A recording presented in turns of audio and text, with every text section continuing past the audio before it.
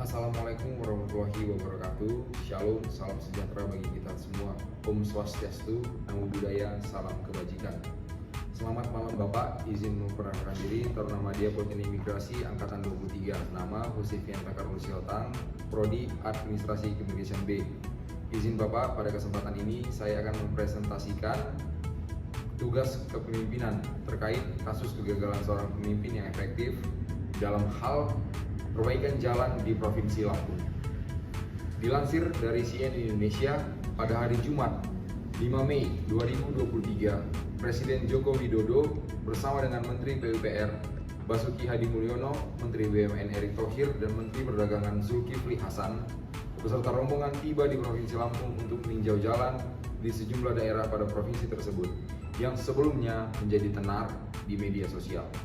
Sebelumnya, Jokowi mengutarakan niat untuk mengecek jalan rusak di Lampung lantaran keluhan warga soal jalanannya yang rusak parah.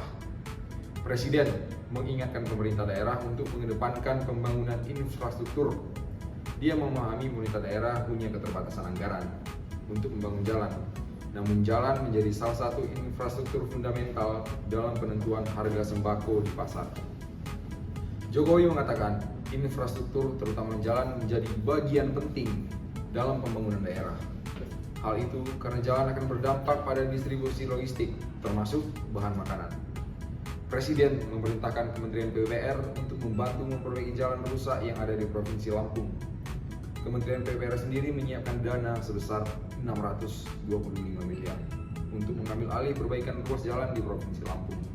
Hal ini sejalan dengan instruksi Presiden nomor 3 tahun 2023 tentang percepatan peningkatan konektivitas jalan daerah. Hal itu dilakukan usai pemerintah daerah Lampung angkat tangan dalam mengurangi kerusakan jalan di daerah mereka. Lantas, berapa alokasi APBD Provinsi Lampung untuk membiayai pembangunan infrastruktur khususnya jalan? Dalam APBD 2023, Pemda Lampung merencanakan pendapatan daerah sebesar 7,41 triliun dan belanja sebesar 7,38 triliun. Dari nilai total belanja tersebut, alokasi untuk belanja infrastruktur jalan hanya 72,44 miliar. Hal tersebut tertuang dalam Peraturan Gubernur Lampung Nomor 38 Tahun 2022 tentang penjabaran APBD Provinsi Lampung tahun anggaran 2023 yang ditandatangani oleh Gubernur Lampung Arinal Junaidi pada 16 Desember 2022. Adapun biaya jalan yang tercantum pada peraturan tersebut substansinya adalah belanja pemeliharaan jalan, jaringan, dan irigasi yang direncanakan sebesar 72 miliar. Meskipun minim dari sisi alokasi pembiayaan infrastruktur, Lampung menjadi daerah peringkat pertama peraih presentasi realisasi belanja APBD nasional dengan serapan belanja sebesar 97,25% dan presentasi realisasi pendapatan 100,68% di tahun 2022. Menanggapi hal ini, Menteri Keuangan Sri Mulyani buka-bukaan soal anggaran pembangunan jalan di Lampung yang ternyata jauh lebih besar dari budget yang disiapkan oleh pemerintah daerah.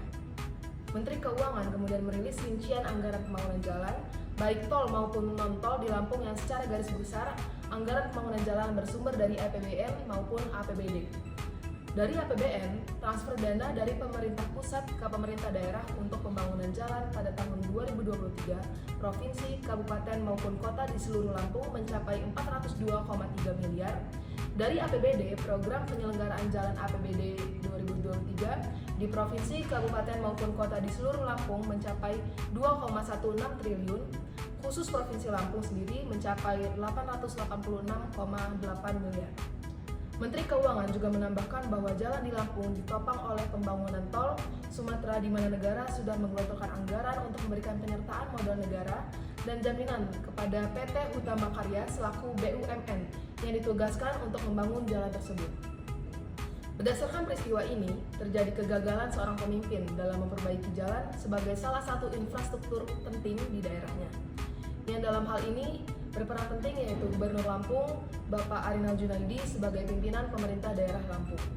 Bahkan kegagalan ini juga sampai harus melibatkan pemerintah pusat yang dalam hal ini melibatkan Kementerian PUPR untuk mengatasi jalan yang rusak. Setelah diusut lebih lanjut, ternyata anggaran yang diberikan kepada Pemda Lampung dinilai telah mencukupi. Namun anggaran yang seharusnya digunakan untuk perbaikan jalan justru terkesan tidak berarti.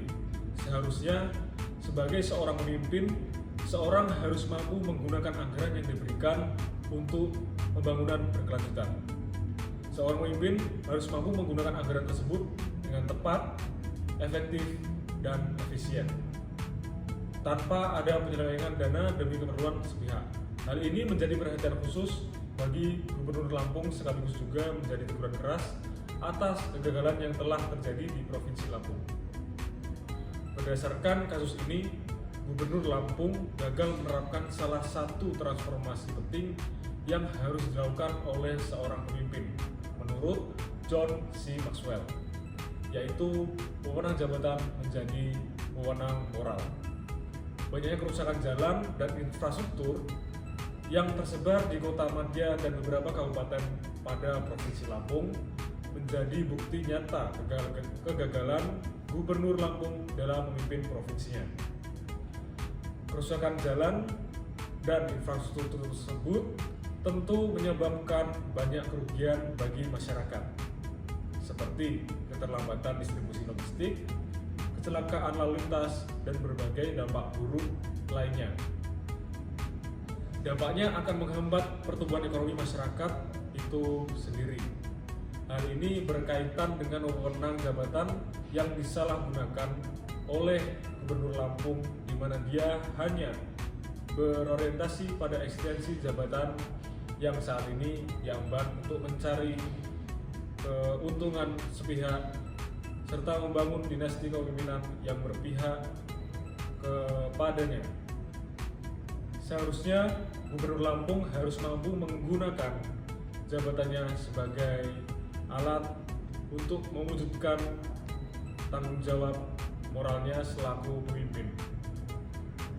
Gubernur Lampung tentu sudah mengetahui segala permasalahan yang ada di wilayah kepemimpinannya, bahkan sejak dia menjabat sebagai Sekretaris Daerah Provinsi Lampung.